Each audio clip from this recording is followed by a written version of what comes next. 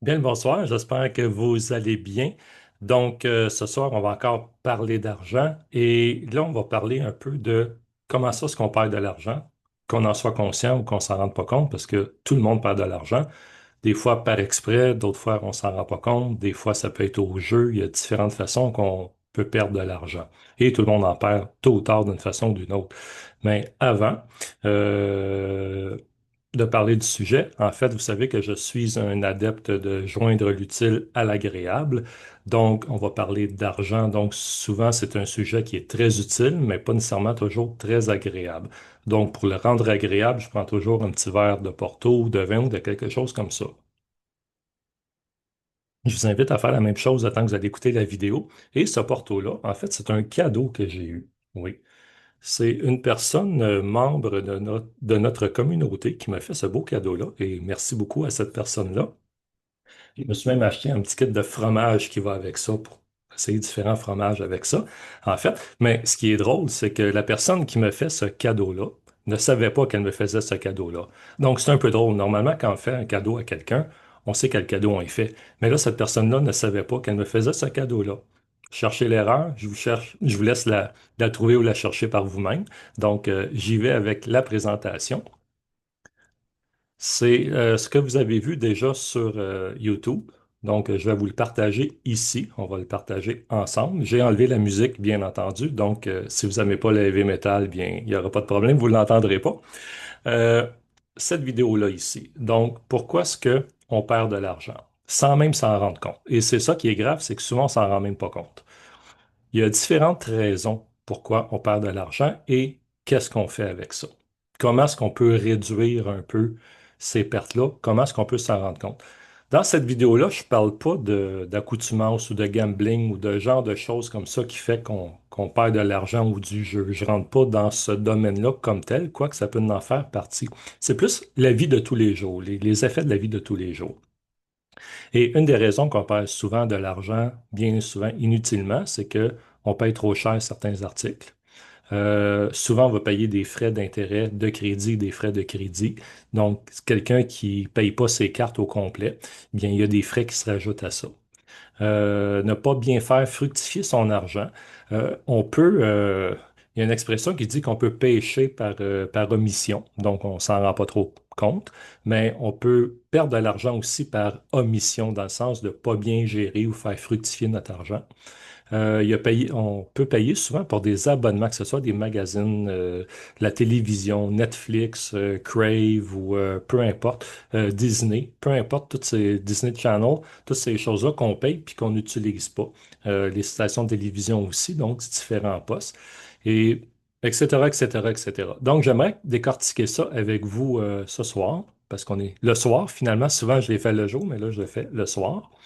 Et perds-tu vraiment de l'argent? Est-ce qu'on en perd beaucoup? Oui, dans une année, si on le calculait, je pense qu'on en perdrait vraiment beaucoup.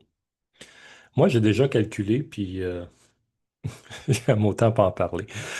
Donc, euh, Première raison pourquoi est-ce qu'on perd de l'argent ou qu'il nous en manque, ce sont les dettes. Je sais que dans le contexte économique habituel, le prix des logements, tout ça, c'est comme si on n'a pas le choix de s'endetter. Même les gens qui veulent pas s'endetter, qui sont contre ça, finissent par s'endetter parce que il y a trop, tout est trop cher. Donc, je peux comprendre l'endettement. C'est une des raisons premières pourquoi est-ce qu'on manque de l'argent ou qu'on en perd ou qu'on ne peut pas l'investir ou la faire fructifier comme on le voudrait. Tout ce qui est frais de service. Pensez à tout ce qu'on utilise, qui sont des frais de service. Ça peut être des pourboires, ça peut être, on va à un endroit, puis il y a un frais de service. Ça peut être un abonnement, mais il y a un frais d'abonnement, plus l'abonnement. Tous les frais de service qu'on peut payer. Ça peut être votre banque, votre caisse. Vous savez que quand vous faites des transactions avec votre carte de débit, il y a toujours des frais qui sont associés à ça. Et ça, je vais en parler tantôt. Il y a moyen de réduire ces frais-là. Tout ce qui est dépenses facultatives, ben, les dépenses obligatoires en fait, donc loyer, téléphone, hydro, Internet, tout ça. Et il y a les dépenses aussi qui sont facultatives. Donc, on n'est pas obligé de dépenser, mais on les dépense quand même. On a besoin de souliers, on a besoin de vêtements, on a besoin d'aller au restaurant ou de faire des livraisons une fois de temps en temps. On a besoin de mettre du gaz dans l'auto, on a besoin de recharger l'auto si elle est électrique, ça coûte quand même de l'argent recharger l'auto. Acheter des livres, aller au gym, tout ça.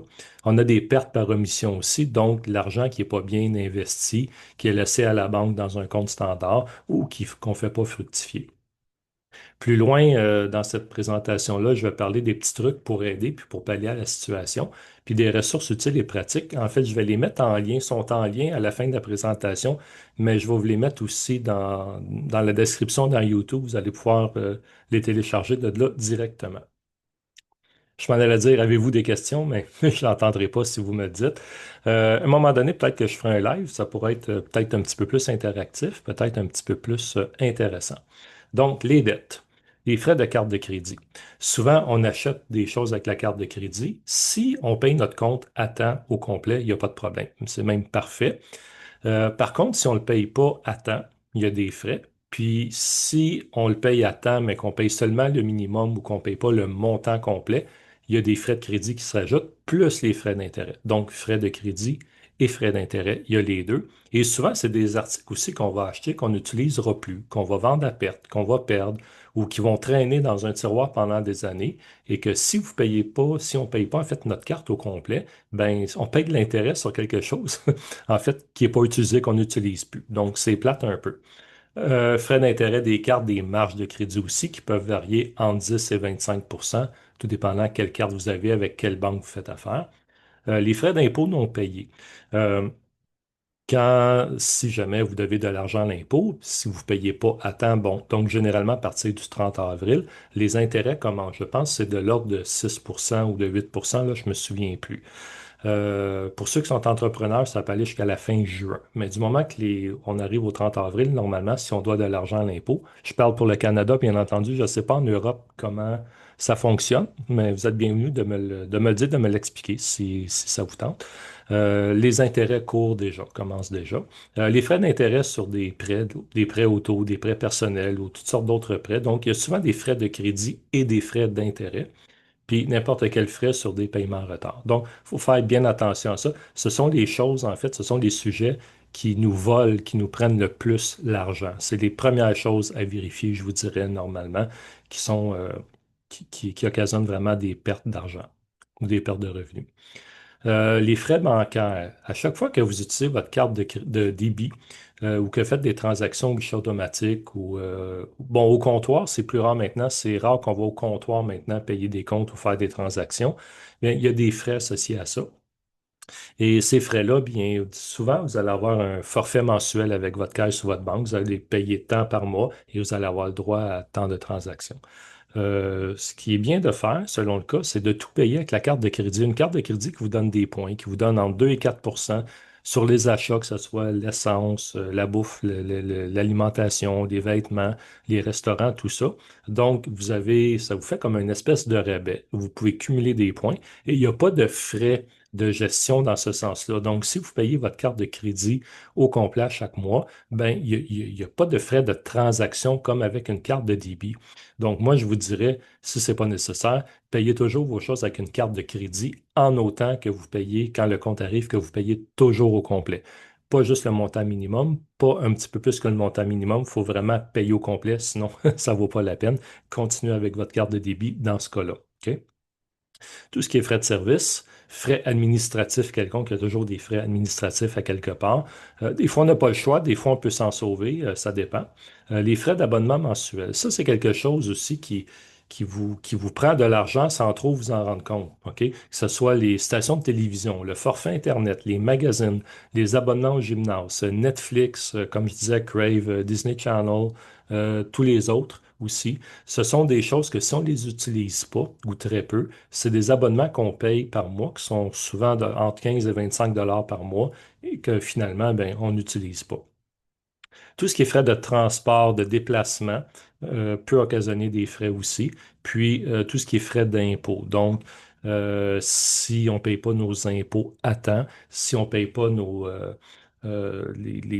si vous êtes en affaires, les déductions à la source, les acomptes provisionnels aussi, si vous êtes en affaires, tout ça, il y a des frais qui se rajoutent à tout ça, bien entendu. OK? Si jamais vous ne le saviez pas, je ne sais pas si c'est la même chose non plus en Europe.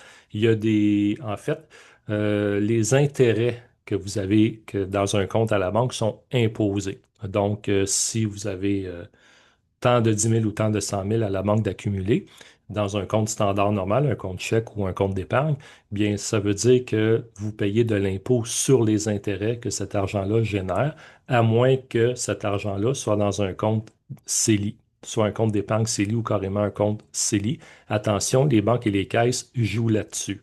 Un compte d'épargne CELI ou un compte d'épargne, ce n'est pas nécessairement un compte CELI. Donc, un compte d'épargne libre d'impôt. Donc, attention à ça. Mais tout votre argent qui est dans un CELI, vous ne payerez pas d'impôt sur les intérêts qui viennent du capital.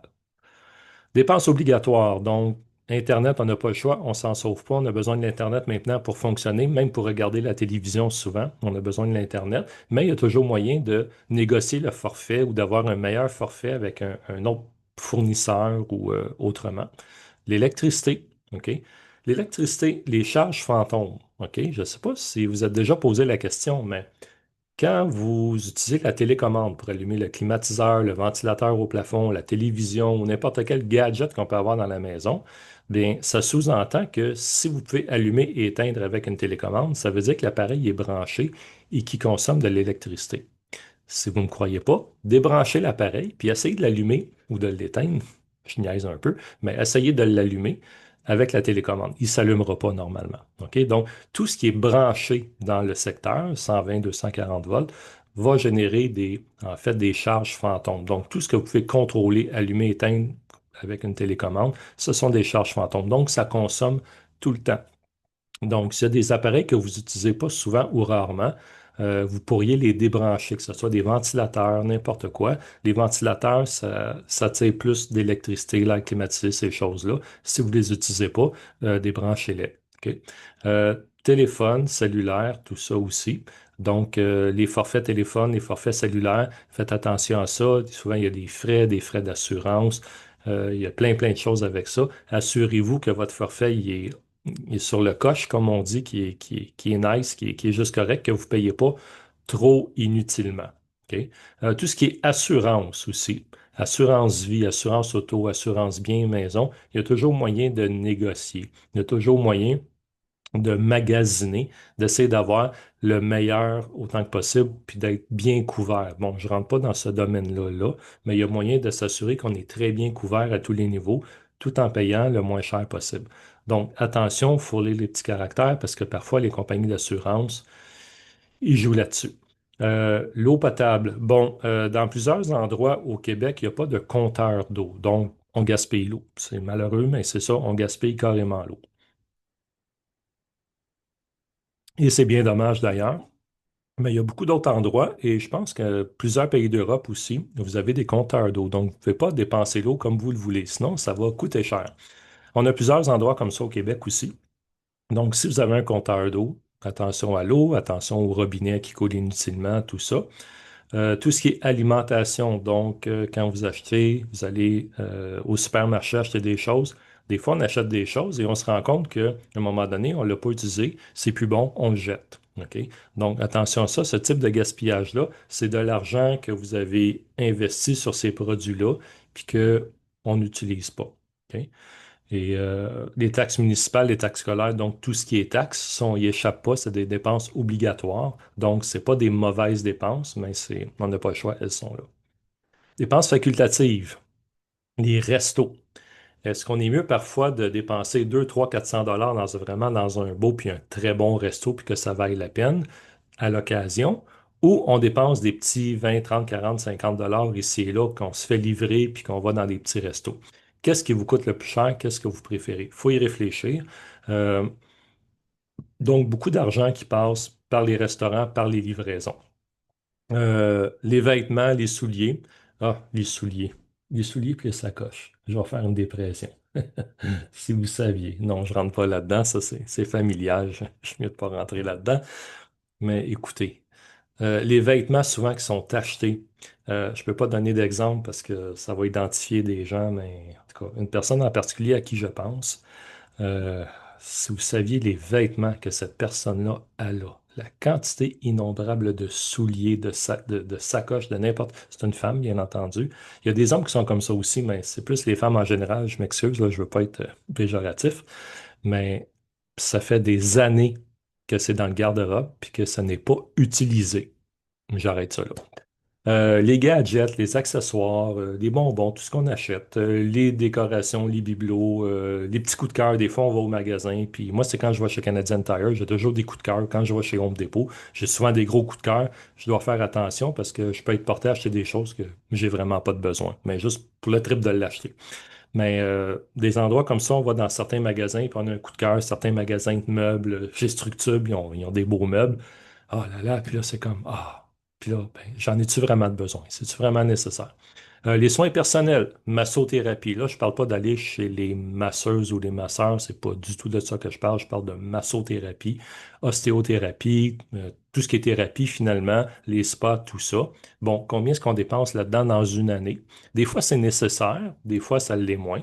Tout ce qui est cheveux, maquillage, si vous êtes quelqu'un qui aime beaucoup, beaucoup, souvent, souvent se maquiller, aller chez le coiffeur à toutes les semaines, c'est des dépenses, c'est des choses qui peuvent coûter cher à la longue, mais on dépense selon nos convictions, selon notre cœur, selon qu'on se sent le plus satisfait. L'important, c'est d'avoir les moyens de le faire. C'est ça qui compte. Puis que ça ne nous empêche pas de vivre ou de fonctionner dans ce qui est vraiment nécessaire et important.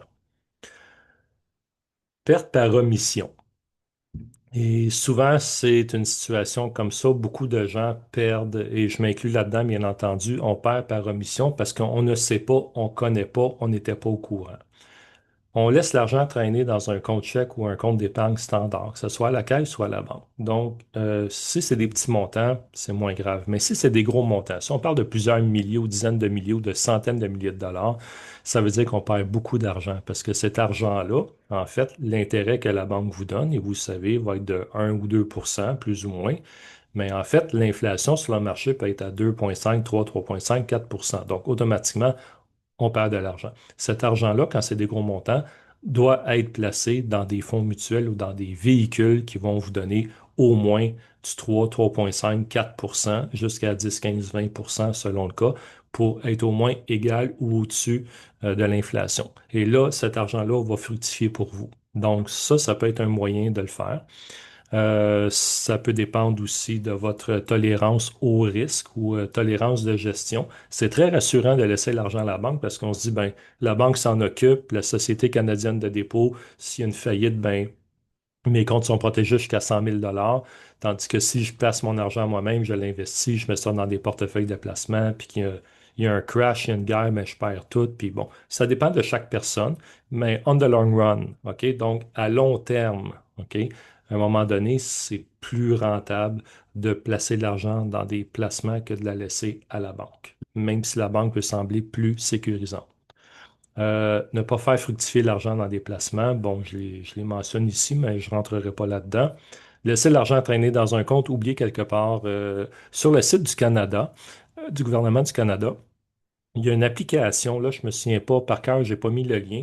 Vous pouvez faire rechercher des montants d'argent qui traîneraient dans des comptes. Fait que si vous avez des comptes ouverts, ça peut être dans différentes provinces, différentes villes, vous pouvez retrouver des comptes peut-être qui ont été ouverts pour vous ou par vous que vous ne vous souvenez pas et récupérer ces argents-là. Ne pas faire de cotisation annuelle.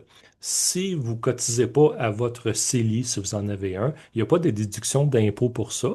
Par contre, les intérêts ne sont pas taxés, ne sont pas imposés. Donc, c'est quand même, bon, si vous avez quelques centaines de dollars, ça ne paraît pas, mais quand on commence à avoir des milliers, des dizaines de milliers ou des centaines de milliers de dollars à la banque, bien là, ça vaut la peine de mettre ça dans un CELI selon votre droit de cotisation pour ne pas être imposé sur les intérêts. CELIAP, OK, pour ceux qui veulent s'acheter une première propriété, c'est un mélange, en fait, c'est un amalgame entre le REER et le CELI. Cotiser un REER, REER vous donne des déductions d'impôts. Donc, si vous cotisez à votre REER régulièrement, bien, ça veut dire que vous mettez l'argent à l'abri de l'impôt pour vos vieux jours. Oui, vous allez le repayer plus tard, mais c'est de l'impôt reporté, comme on dit. Mais au moins, c'est à l'abri et ça baisse votre revenu annuel, donc ça vous donne des meilleurs remboursements d'impôts que vous pouvez ensuite investir ou réinvestir ou payer des dettes avec. Donc, ça peut être quand même une bonne stratégie pour dire ça comme ça. Ne pas faire d'investissement boursier. Bon, c'est pas tout le monde qui peut ou qui veut faire ça. Oui, on peut perdre beaucoup d'argent, surtout avec la crypto, on peut perdre beaucoup d'argent, mais on peut en gagner beaucoup aussi. Donc, ça dépend de chaque personne.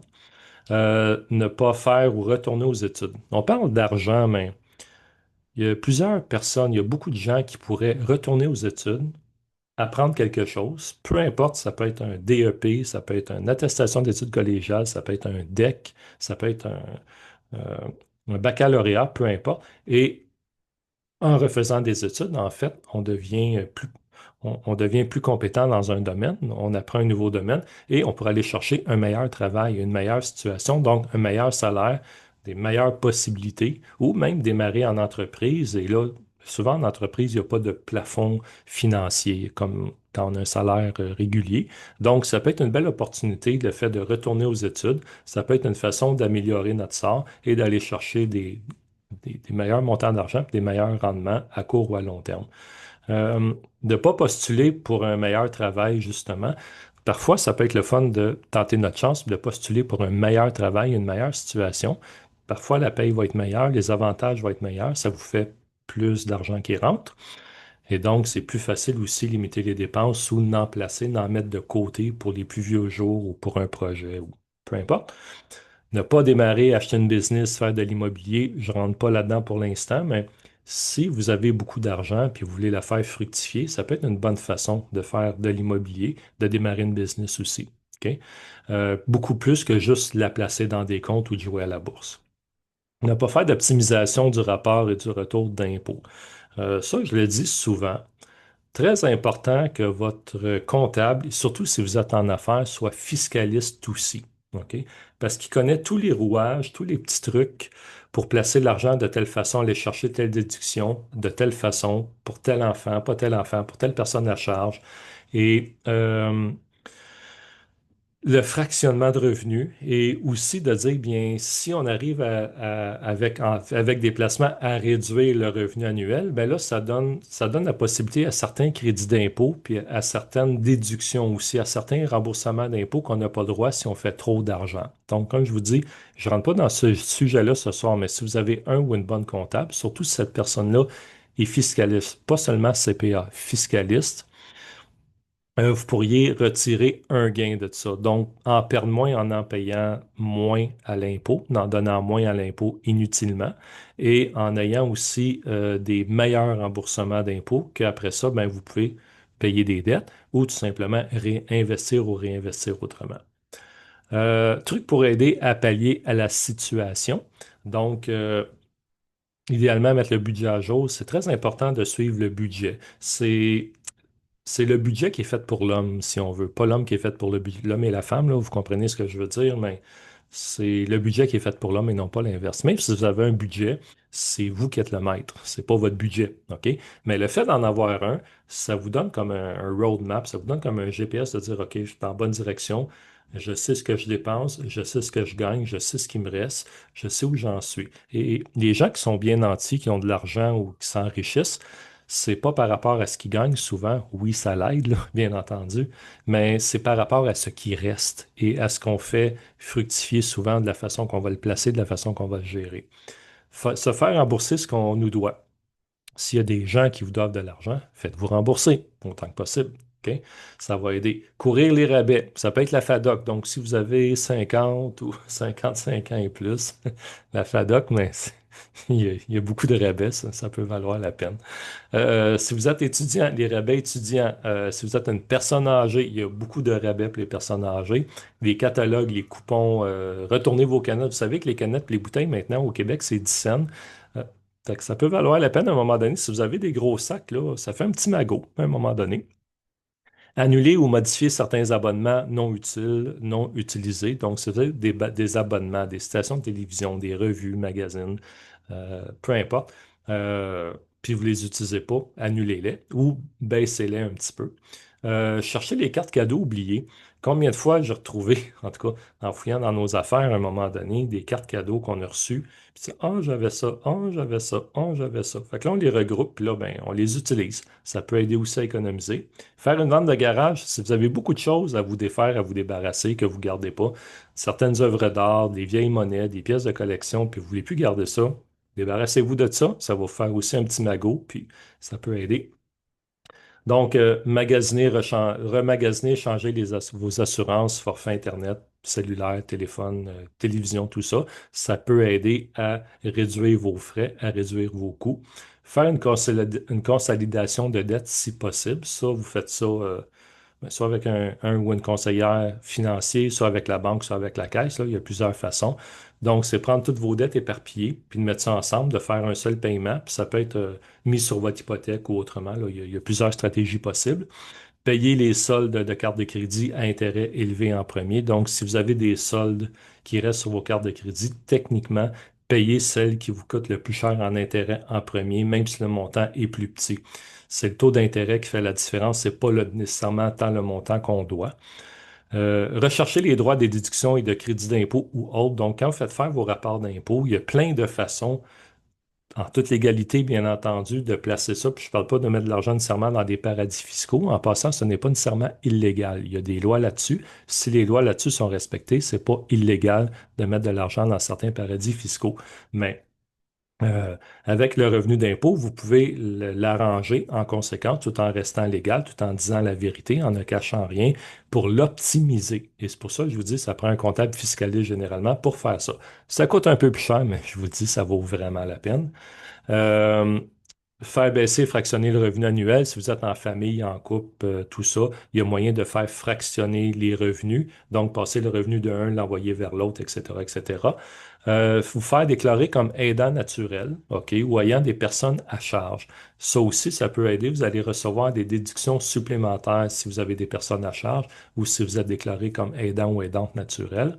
Faire vos frais de cotisation annuels. Donc, si vous avez un REER, CELI, des placements, cotisez le maximum que vous pouvez parce que ça va baisser votre revenu annuel. Donc, ça va baisser votre taux d'imposition. Ça va vous donner un meilleur remboursement et ça va vous donner aussi accès à des crédits ou à des déductions d'impôts que vous n'auriez pas droit ou accès normalement si vous faites un certain salaire.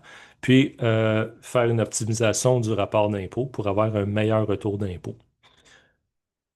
Et voici quelques liens. Ces liens-là, je vais les reprendre parce que je pense que dans la vidéo, vous ne pourrez pas les cliquer directement. Donc, je vais les mettre dans la description de la vidéo. Puis, vous pourrez cliquer dessus, puis aller les lire. Vous allez pouvoir les télécharger. Ce sont toutes des sources neutres et légales et efficaces. Des sources avec lesquelles je fais affaire aussi, bien entendu. C'est très intéressant ce qui est mentionné là-dedans. Donc, et voilà pour la petite présentation. J'espère que ça l'a pu aider, que ça l'a pu, excusez-moi pour le petit message qui est là, ça l'a pu aider, que ça l'a pu éclairer certaines personnes par rapport à certaines choses. Sur ça, bien, si vous avez des questions, vous savez quoi faire, vous les mettez dans les commentaires. Et sinon, pour la suite, bien, je vous souhaite une bonne fin de soirée, puis à la prochaine.